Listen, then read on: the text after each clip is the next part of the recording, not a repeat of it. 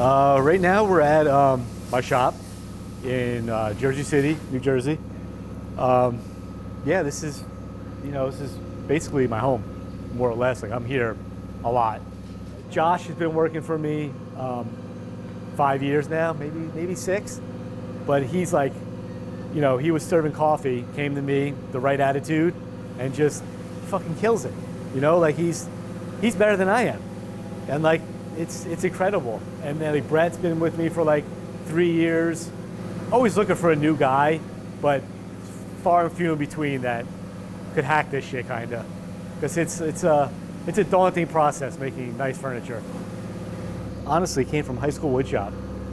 Like that it clicked for me. It was just like, like making shit, like just making stuff. And then I went and visited a friend, Brian Kraft in Brooklyn, who had a shop, skate friend who had a shop. It was a smell, and it just like seeing all this like shit, and I'm just like, wow, like this is kind of like, I like this shit, like I could. And then the skateboarding thing for me, like in my head, was coming to an end. I had a 2-year-old daughter. The $750 the Habitat was giving me a month wasn't fucking cutting it. So I had to get just fucking put your big boy pants on and go do something with it. Where did that internal dialogue come from? Just like your dad, mom? No, just reality. Like, dude, I didn't have a job for fucking 12 years. Like, I didn't go to work for 12 fucking years. Like, how do you do that? You know what I mean? Like, how do you think that that's going to just keep on going on and on and on and on? And then, like, I mean, a lot of guys kick the can down the road. I had Papalaro there, and he was like, dude, he was making great money at the time for a kid his age. And it was just like, it would come in one end and it'd fucking go out the other end, and he'd have nothing to show for it. And just seeing that firsthand and knowing at the level that he was at, I was just like, dude, like, I'm never getting to where he is at.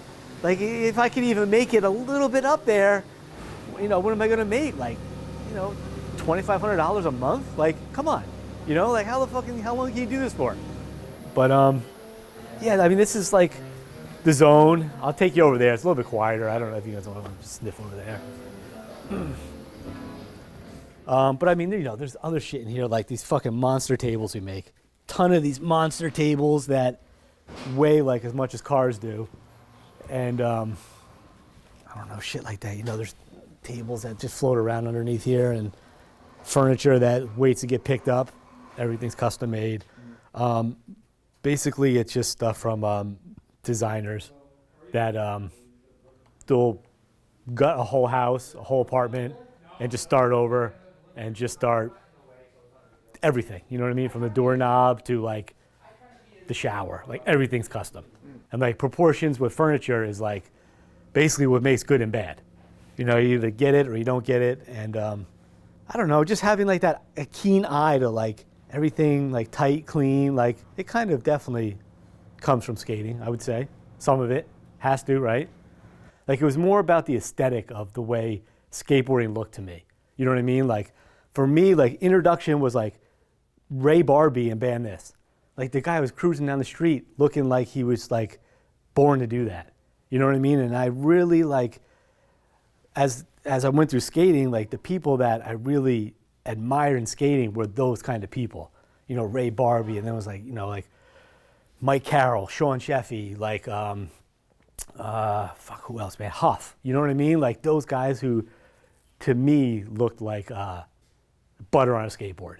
The idea of there being like a long-term future in skateboarding is something that is fucking weird. Now that I look back at it, it's like, it's fucking weird. There should be like a cutoff date at a certain age where you're trying to pursue this idea of being a professional skateboarder. Should just be like, no, buddy, like you're done. Like 22, like you just fucking start winding this shit down. But I don't know. That's just being harsh though. Like, does it ever freak you out that like you have celebrity clients? Yeah, it is crazy. I made stuff for Jay-Z, and it was just like, what? It was just like, dude, fucking. And we did like his conference table that he sits at every day. You're just like, dude, it's kind of sick, like it's fucking Jay-Z shit. Like it's kind of sick. I don't really like, we do stuff for like, I'm making some stuff over there for Amanda Pete. Like I don't, she's the design, actress. But like Jay-Z, I was kind of like, dude, Jay, that's sick, like made some shit for him. What's the most Like, not exact price, but just the window. Well, I mean, I'll be honest with you. That is a knockoff of one that somebody made in Europe, and they didn't want to wait a year and a half to get the one from Europe. And I'll bet you the one in Europe, after they buy it and send it here, probably 50 grand. That thing's probably 50 grand in that setting. I didn't get that much for that. I'd be having a Porsche out front if I got that much for it. But to say, like, it's expensive.